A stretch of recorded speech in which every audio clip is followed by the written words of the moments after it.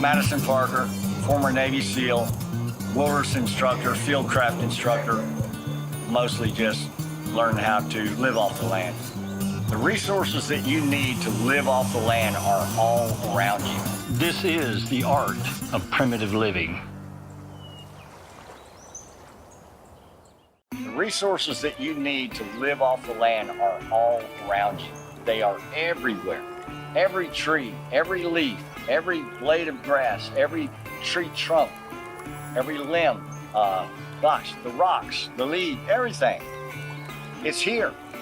All you have to do is get in tune with what's around you and then begin to draw from it, pull it apart, harvest it, process it down, and then make it into a usable tool, weapon. Now I make a myriad of different types of bows, make a D-bow, fish bows. I make a lot of different types of bows, but today we're focusing on the Eastern Woodlands flat bow. This particular bow we're talking about, it's got a handle, got two risers coming out, and it pyramids back down to the tip. That's the type of bow we're going to be using or making because it's basically predominantly what was being used here 200 years ago.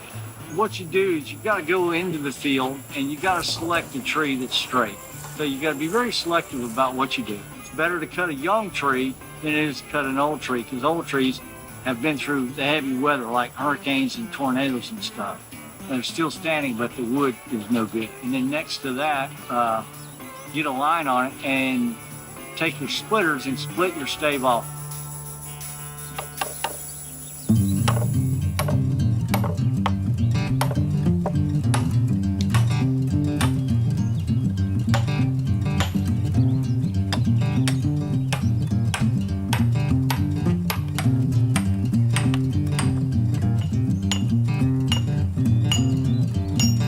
Okay, pretty much got it. Now what I need to do is go get my machete. I'll come right back.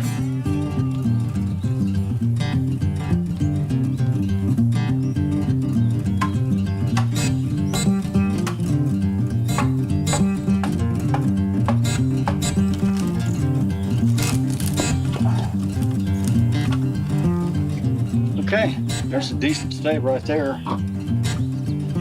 It needs to be cleaned up, but they're both in good shape. Right here, a little less wood in it, but there's enough. There's enough wood to make a good bow. Okay, here we are. This is the beginning stages of starting from after the split of the stave. Now we're going in processing the actual stave from its present state to an actual bow. We'll try and take the limbs down, create a handle, cut the risers in, get it to where it'll bend, and then we'll start tillering it. So we'll start pulling wood off this. And by the time I'm done, there'll be a lot of shavings and a much thinner piece of wood. I always teach my students, you want to always start at the tip, working back toward the center. And then I get this angle on here, that way I can run this thing all the way back to here. And see, now here, I'm right here at the center, right here. I can eyeball it. That's pretty much the center of my bow, right there. So I wouldn't start here and pull out. I would start here and pull, and then go up here and pull, and go up here and pull, and draw out until I get to the center.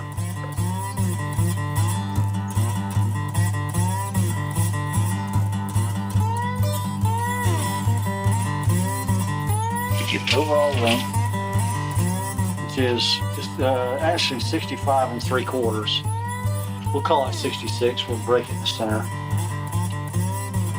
So then we got to get half of 66, which is what, 33. And we mark that. Once we get it taken down a little bit, we get a pencil, start laying out the bow.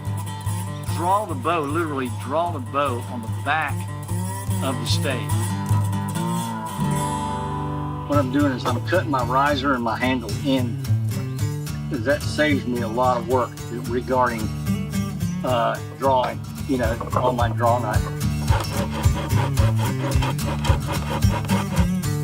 Pull that in there like that and bust it off. See, what happens is because I got this notch here, it won't go past that. If I do that without this notch, this thing's gonna pull down to here and I don't have a riser anymore. So you gotta be careful.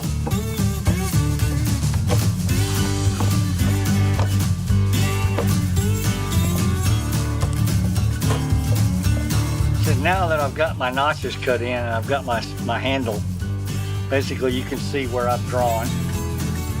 This is my handle, this is my risers, and these are the notches, so that when I cut this notch with my draw knife, it's not going to split all the way up into here. It's just going to stop right here, obviously, because there's a cut. So that's the why you do it that way, for safety reasons. That way you don't have to worry about going too far.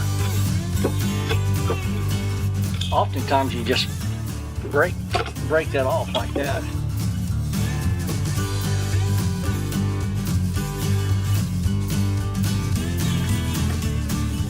It's quick. But when you get to this point, you start shaping your handle.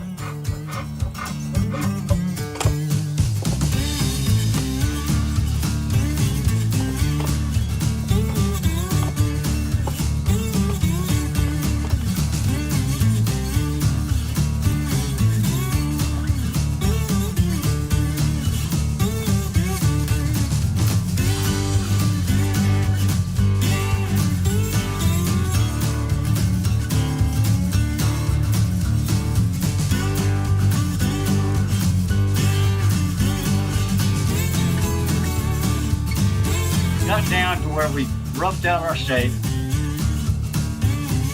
We got our handle established. We got our riser established. We got our spot, our back and our belly.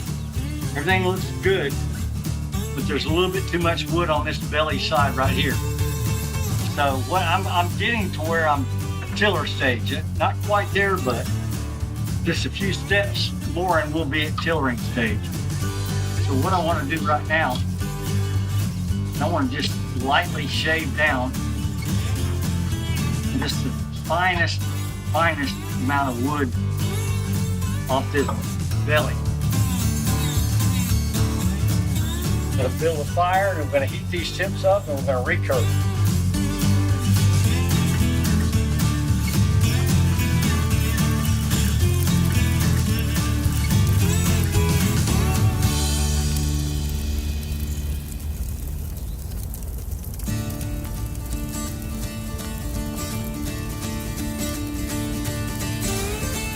Want to increase performance in the limb, you can bend the tip just a little bit in the backward position. And once you do, if you do it properly, it should hold. And you got to be very careful not to burn the bow. You just got to be very, very gentle and very patient. Go very slow.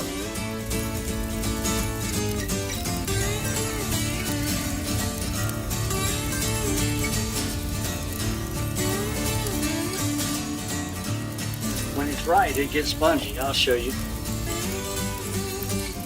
Put it over here like that. Get on your mark. Heat that up. Yep. Take this mark.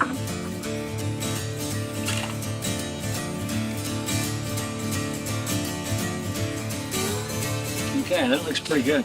So now we'll let that cool. Okay,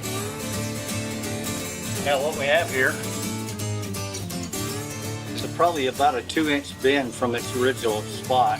So now that you got the tips bent back, both tips are equally bent, the bow's ready, now you're ready to back. When you begin to bend this bow, the belly fibers are going to crush and the spine is going to take a lot of stress.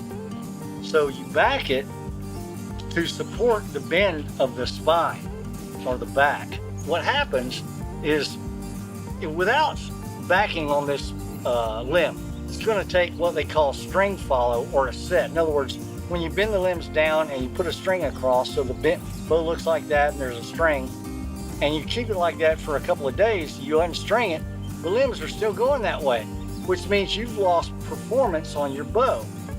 Okay, when you've lost performance, you might as well go build you another bow.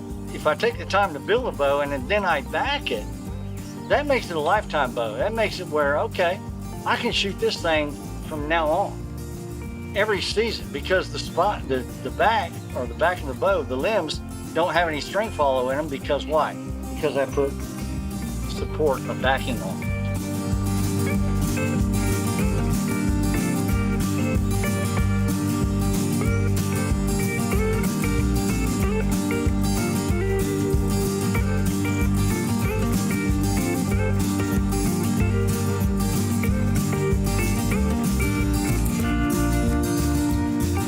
There it is. Now that right there is what I would say, an exotic way of backing a bow. Of course, the bow's no good without an arrow. You gotta have arrows. So we're gonna go in the field and select saplings that are growing out real straight, the straightest things we can find. Out of this, I'll make a nice arrow. Now it's not straight, obviously, but that shouldn't be a problem if you know how to make arrows. See how it's bent? So I need that straight right there. What we're gonna do is straighten that by fire, very much like we did with the tip of the bow.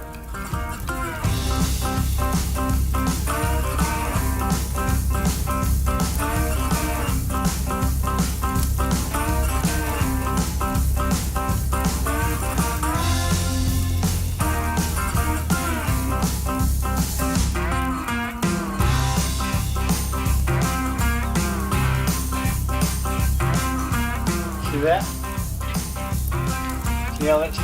See how that is now?